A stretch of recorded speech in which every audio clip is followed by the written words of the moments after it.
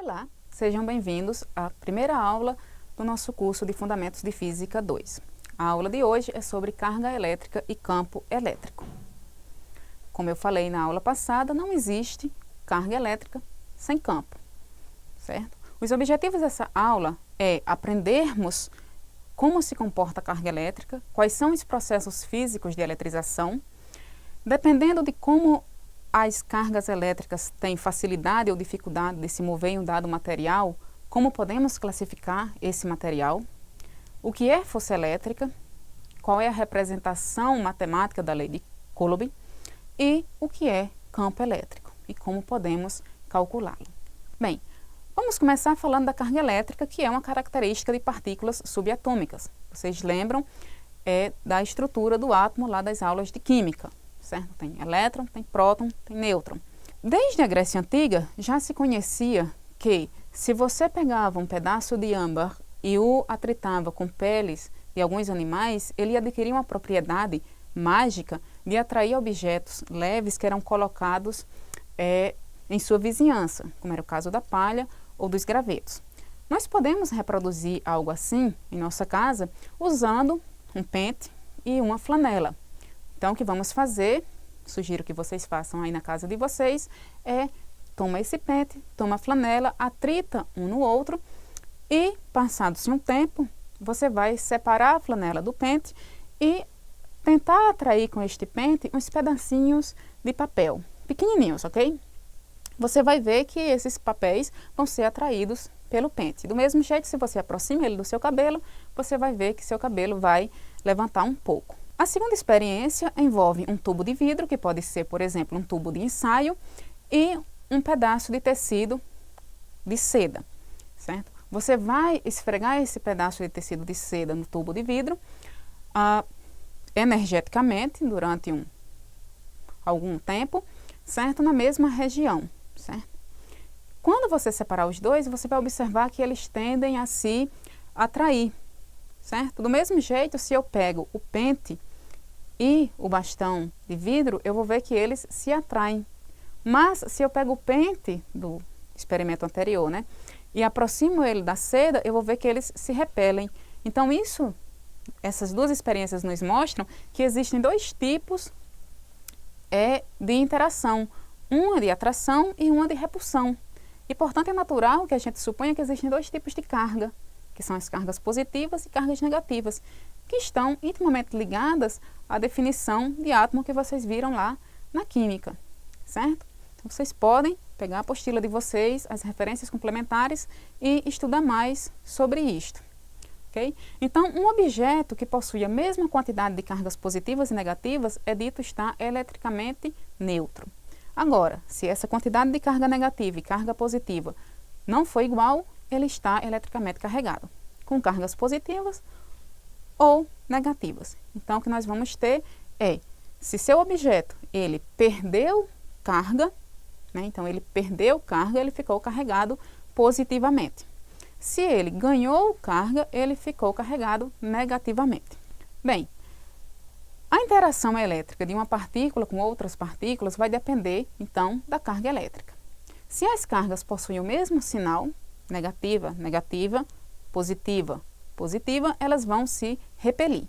Se elas possuem sinais diferentes, uma carga positiva e uma carga negativa, elas vão se atrair, certo? Vocês devem também tomar nota de que, quando um corpo é eletrizado, não existe uma criação de cargas nesse processo, certo? Isso quer dizer que a carga elétrica ela é conservada. Então, a carga elétrica total de um sistema isolado ela é constante. Também, a carga elétrica ela é quantizada. Existe uma constante física, né, que é a carga elementar, que é igual ao valor absoluto da carga do elétron e do próton, que é a unidade fundamental da carga quantizada. Quantizado significa só pode ter determinados valores. Então, a carga vai ser igual a um número n multiplicado por essa carga elementar. Um de n pode ser 1, 2, 3 e assim sucessivamente, mas não pode, por exemplo, ser 1/2. Com respeito aos processos de eletrização, nós temos três. São o atrito, contato e indução.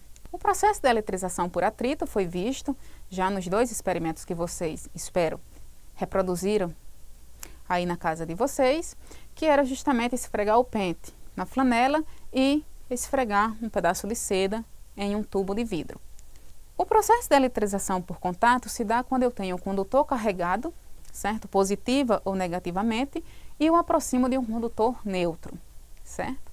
O que vai acontecer, por exemplo, na imagem que temos aqui, onde o condutor carregado A, ele está carregado positivamente, certo? Eu aproximo ele a um condutor neutro e o condutor neutro vai passar elétrons do corpo neutro para o corpo carregado, de modo que quando eu separar, certo, os condutores ficarão com as cargas de mesmo sinal. Observe que se os 2 condutores forem iguais, o que acontece é que eles vão possuir exatamente a mesma quantidade de carga no final do processo. Isso somente se eles forem identicamente iguais.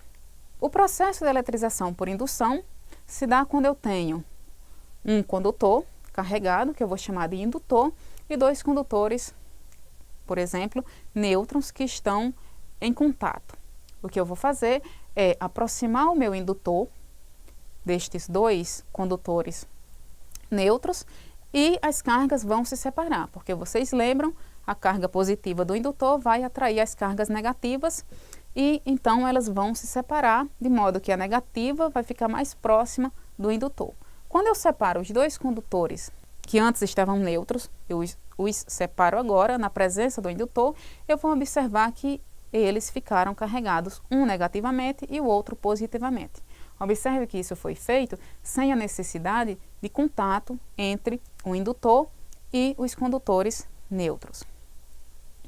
Bem, de acordo com a facilidade ou dificuldade que as cargas elétricas possuem de se deslocar em um dado material, eu posso classificá-los como condutores, isolantes ou semicondutores. Os materiais condutores são aqueles que possuem uma grande capacidade de movimento de suas cargas elétricas. No caso dos metais, por exemplo, nós temos os elétrons livres, que livres justamente quer dizer que eles podem se locomover. Os isolantes não possuem esses elétrons livres, são materiais como vidro, borracha, que impedem, certo? Que dificultam bastante o deslocamento de suas cargas elétricas, certo? E os semicondutores são os materiais que nem são condutores e perfeitos, nem são isolantes perfeitos, né? Eles estão no meio. Então, são bastante usados pela indústria, principalmente o germânio e o silício.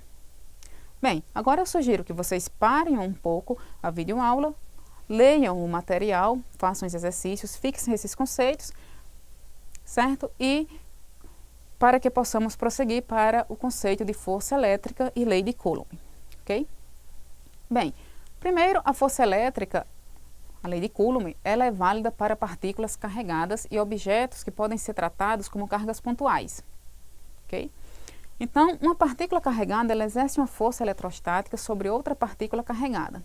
Então, tenha em mente, estamos aqui tratando de partículas carregadas, cargas pontuais, nunca objetos grandes e extensos. A força elétrica é força é um vetor, vocês lembram lá dos fundamentos de física 1. Então, os vetores possuem magnitude, direção e sentido. A direção da força vai ser justamente a da reta que liga as partículas, enquanto o sentido vai ser dado pelo sinal das cargas, certo? Então, nós temos aí uma ilustração que mostra que você sempre deve desenhar o vetor da força com origem na partícula e o sentido vai ser, se as partículas são iguais, as forças tendem a afastar as partículas, se elas são diferentes, então as forças tendem a aproximar as partículas. Bem, a lei de Coulomb é uma lei demonstrada experimentalmente, certo? Onde você vai ver que se você toma 2 cargas, certo, de módulo Q1 e Q2, as separa por uma distância d, será observado que a força de interação entre essas 2 partículas será proporcional ao produto das cargas dividido pela distância ao quadrado. Essa constante de proporcionalidade, certo, é dada como 1 sobre 4π ε0, onde ε0 é a constante de permissividade elétrica do vácuo. ok? Aqui nós temos uma ilustração, certo? De como a força elétrica, sendo uma grandeza vetorial, como eu devo desenhar, certo, os meus esquemas quando estou resolvendo meus exercícios. Então, nós temos duas cargas, uma positiva e uma negativa, Q1 e Q3, e tem uma carga Q2. A carga Q2 é uma carga positiva. Eu quero analisar em Q2 qual é a força, certo, que a carga 1 faz em Q2 e qual é a força que a carga Q3 faz em Q2, ou seja, a interação entre essas cargas. Então, a força F12 é a força que a carga 1 positiva faz na carga 2. Ambas são positivas, portanto, existe uma força de repulsão entre elas. Enquanto que F32 é a força que a carga Q3 faz em Q2. Veja que Q3 é negativa e Q2 é uma carga positiva, portanto, existe uma força de atração entre elas. Então, o vetor vai sair da carga Q2 apontando para a carga Q3, elas estão se atraindo. Bem, vamos falar agora sobre o campo elétrico, certo? Vocês devem estar se perguntando, se as partículas não se tocam, por que a partícula 2 afeta a partícula 1? Né? Então, isso é respondido pela presença de um campo, que nós vamos voltar já a esse assunto. Como é que podemos saber que existe um campo aí? Como sabemos que existe essa interação? Então, imagine que eu tenho uma região no espaço e eu coloco aí uma carga Q0 que eu chamo de carga de prova, certo? Se esta carga de prova é submetida a uma força F de natureza elétrica, eu vou dizer que aí existe um campo elétrico, certo? Mas vocês lembram da força elétrica, a lei de Coulomb, uma constante vezes o produto das cargas dividido pela distância ao quadrado. Vocês lembram da lei da gravitação universal? E observem como são similares essas duas leis. Portanto, o que é que fazia surgir a força-peso? Era o campo gravitacional da Terra. De modo análogo, nós podemos dizer que o que faz surgir em Q0 a força elétrica é o campo elétrico da carga Q. Então, uma carga de prova, ela deve ser muito pequena, certo? Para que ela própria, ou seja, o seu próprio campo, lembra? Toda carga tem um campo. Então, para que seu próprio campo não interfira no campo elétrico que eu desejo medir, que é aquele da carga Q, certo? Geralmente, essa carga de prova, ela é positiva. Em termos da carga de prova, eu vou dizer que a força elétrica é igual a Q0 vezes o campo elétrico. Como podemos representar, então, o campo elétrico? Através de um desenho. Esses desenhos, eles são chamados de linhas de força, certo? Então, as linhas de força, as linhas de campo elétrico, né, elas se afastam das cargas positivas, ou seja, elas nascem, elas começam nas cargas positivas e elas se aproximam das cargas negativas, ou seja, elas terminam nas cargas negativas. Então, nós temos aqui algumas ilustrações de configurações em que eu tenho cargas, tanto positivas quanto negativas, e o desenho das linhas de força. Certo? Então, vocês devem observar como se fazem esses desenhos. Por exemplo, aqui nós temos a configuração de linhas de força de um fio finito eletrizado. Vocês observam que as linhas de força nascem na carga positiva, né, e vão em direção a onde estaria a carga negativa.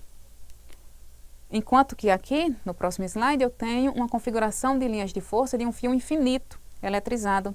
Então, ele é infinito. Então, as linhas de força nascem onde está a carga positiva, certo? E se direcionam para onde estaria a carga negativa. E então nós ficamos com a configuração de linhas, né, perpendiculares ao fio, né, e paralelas entre si. Bem, em todos os pontos do espaço, nas proximidades de uma partícula carregada, existe um campo elétrico que, como já foi dito, é uma grandeza vetorial. Portanto, além da magnitude, ele tem uma orientação, né, e um sentido. O campo elétrico ele pode ser usado para explicar por que uma partícula carregada pode exercer uma força eletrostática em outra partícula carregada, mesmo que as partículas elas não estejam em contato, que foi a pergunta que nós fizemos no início do tópico. Bem, Os vetores campo elétrico que estão associados a uma partícula positiva vão sempre apontar para longe dessa partícula, enquanto que os vetores campo elétrico associados a uma partícula negativa vão apontar sempre na direção da partícula. Então, se em um dado ponto do espaço existe mais de um campo elétrico e vocês querem calcular o campo elétrico resultante, nós devemos fazer uma soma vetorial, certo? Porque, como já foi dito, o campo elétrico é uma grandeza vetorial e, portanto, obedece ao princípio da superposição.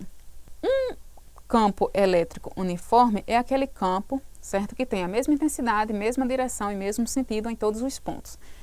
Vocês vão ver nos exercícios que esse é um tipo de campo elétrico importante para que vocês pratiquem os conceitos. Então, espero que vocês leiam a apostila, tirem suas dúvidas, participem dos fóruns e façam os exercícios, leiam os exercícios resolvidos como exemplos, certo? Consultem as referências complementares.